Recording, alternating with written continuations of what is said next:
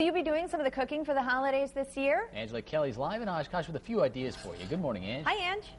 Hey guys, we are live at Gardina's Wine Bar and Cafe. It opened up about 7 months ago along Main Street here in Oshkosh, and especially with Main Street reopening, it's really been great for any business along this street.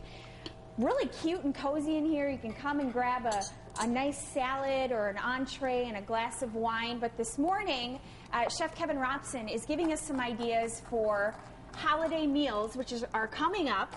People stress out about this. What are you making for us now? Right now I'm just preparing a quinoa pilaf.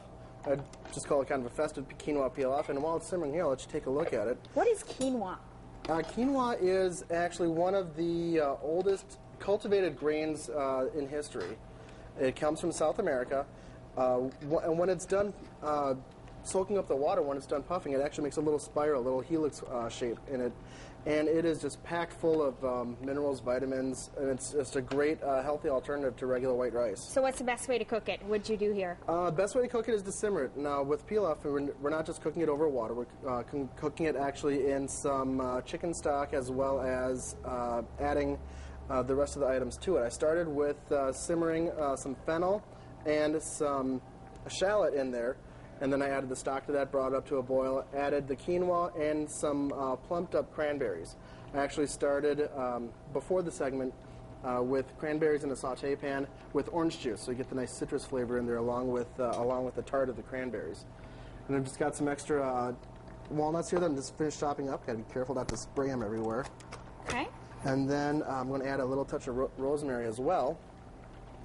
And when that's all done and plumped, we're going to toss in some pumpkin seed and plate it up for you. Okay. So, I mean, do you have any tips for people who are, the burden on them is to make the holiday meal, plan ahead, or? The biggest thing I would say is really just keep it simple, because it's all about presentation. You can make a simple dish and with the presentation, with plating it up, really turn it into something special.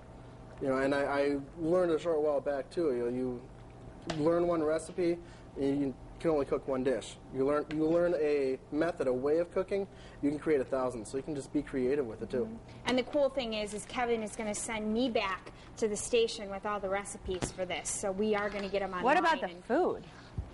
Absolutely. What's that? Nothing. What about the food? Yeah, nice of him to send the recipes, but I want the food. What about the food, right? Hey, I could. Because look, here's a finished product. That's what it looks like when it's done. Isn't that gorgeous? Yeah, it looks delicious. Absolutely beautiful. And what are we cooking next? Next is going to be the main entree. It's going to be a pan-seared beef tenderloin with a Shiraz pan sauce. Sounds awesome.